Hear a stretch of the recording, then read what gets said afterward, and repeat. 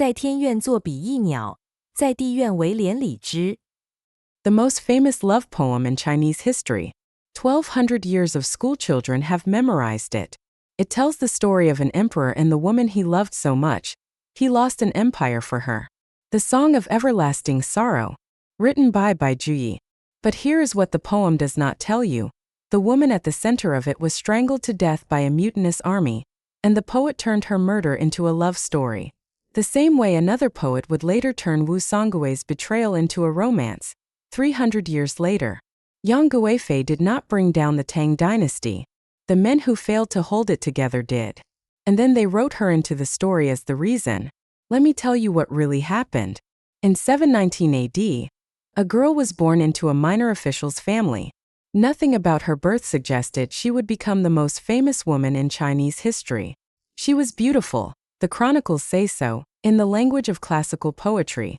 Skin like jade, hair like clouds, a face that could topple kingdoms. But she was also intelligent. She could read, write, compose music, dance. In an era when women were expected to be seen and not heard, she had wit enough to hold her own in any room. She entered the imperial palace not as an emperor's lover, but as the wife of one of his sons. What happened next would define her forever. Emperor Xuanzong was one of the greatest rulers China had ever produced. He took the throne in 712 AD. For 40 years he ruled over what historians still call the Golden Age of the Tang, the most powerful, prosperous, culturally brilliant empire on earth. Chang'an, his capital, was the largest city in the world. Over 1 million people, merchants from Persia, monks from India, poets who are still read today. He expanded the borders. He patronized the arts. He built monuments that survive to this day.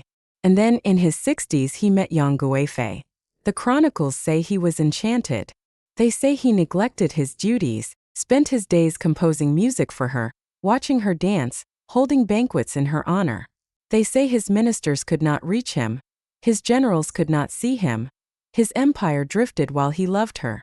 This is the story told for 1,200 years. An old emperor, bewitched by a young beauty, losing the empire he had spent his life building. But there is another story underneath it. Here is what actually happened to the Tang Dynasty. The empire was already failing before Yang Guifei ever met the emperor. By the 740s, the Tang military system was broken. The empire relied on frontier generals commanding large standing armies, powerful men with their own soldiers, their own supplies, their own loyalties. The central government could no longer control them. The most powerful of these generals was a man named An Lushan, half Sogdian, half Turkic, charming, ambitious, and commanding an army of hundreds of thousands in the northeast. The bureaucracy was corrupt. The treasury was strained by endless frontier wars. The great families competed for power while the common people bore the cost. Xuanzong himself, once a brilliant reformer, had grown old, complacent, and dependent on favorites. The Tang was a superpower in decline. Yang Guifei was not the cause of that decline. She was a symptom of it, the emperor's late-life obsession, the famous beauty at his side while the machinery of empire rusted beneath him. And then in 755 AD, An Lushan rebelled. He did not march on the capital as a simple rebel. He framed his rebellion as a rescue mission. He was saving the empire from the corrupt ministers who had misled the emperor, from the women who had bewitched him, from the Yang family that had hijacked the government. This was a lie. An Lushan wanted the throne for himself, but the lie worked because it gave the empire something it desperately needed: someone to blame. The emperor fled Chang'an. The capital fell.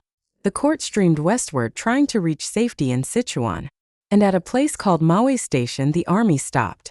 The soldiers were exhausted, frightened, angry. They had lost their homes, their positions, their sense of order. They surrounded the emperor's tent and demanded that Yang Guizhong, Yang Guifei's cousin, the most powerful minister in the government, be executed.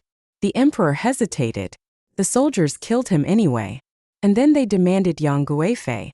The chronicles say the emperor begged for her life. They say he wept, tried to reason with the generals, tried to persuade them that she was innocent. It did not matter. The empire has fallen because of her, the soldiers said. She must die. There is no record of what Yang Guifei said in those final moments. No record of whether she protested or begged. or accepted her fate in silence.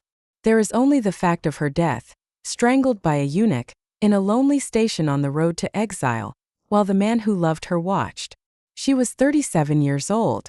The men who had actually failed, the generals who lost the war, the ministers who corrupted the court, the emperor who neglected his empire survived. They returned to power. They rebuilt their lives. The woman was the price they paid. And then 40 years later, Bai Juyi wrote the poem, The Song of Everlasting Sorrow, the most famous love poem in Chinese literature. It ends with a ghost. Years after Yang Guifei's death, the emperor sends a Taoist priest to search for her spirit. The priest travels to the islands of the immortals, beyond the reach of mortal men, and there he finds her. She gives him a message for the emperor. She tells him to remember their vows, their love, the life they shared before the world tore them apart. She gives him a token, a gold hairpin, broken in two, one half for her, one half for him. 在天愿作比翼鸟，在地愿为连理枝。In heaven, let us be birds that fly together. On earth, let us be branches that grow together. It is one of the most beautiful endings in Chinese poetry. It is also a lie. Yang Guifei did not haunt the emperor from a celestial island. She rotted in a grave at Mawei Station, killed by the soldiers of the man who claimed to love her. Bai Juyi took a political catastrophe, a general's rebellion, an empire's collapse, a woman murdered as a scapegoat, and transformed it into a love story. The emperor who failed to save her became a tragic romantic hero. The woman who had no power and no choice became the symbol of everything that was lost. The same mechanism Wu Meiyuan would use for Wu Sangui 300 years later. When powerful men fail, poets rewrite their failures as love stories, and the woman carries the weight. The poem made her immortal. The poem also erased her. We remember Yang Guifei as the beauty who brought down an empire. We do not remember her as the woman who tried to survive in a court that would sacrifice her the moment it became convenient. She did not cause the An Lushan rebellion. A general with an army caused it. She did not destroy the Tang. A civil war destroyed it. She did not corrupt the government. The government was already corrupt, already fractured, already vulnerable to exactly the ambition An Lushan embodied. She was a woman. She was beautiful. She had no army, no faction, no institutional base. She had only the emperor's love, and when the army turned against him, that love became her death sentence. She was not the ruin of a dynasty. She was the excuse for a dynasty's ruin. And here is the question I leave you with. Every empire that falls needs a story. Every story needs a villain. And the villain, it seems, always looks the same, young, beautiful, and powerless. Why is that? The armies were there. The generals were there. The corruption was there. The emperor was there. But history looked at the wreckage and chose her. They always choose her.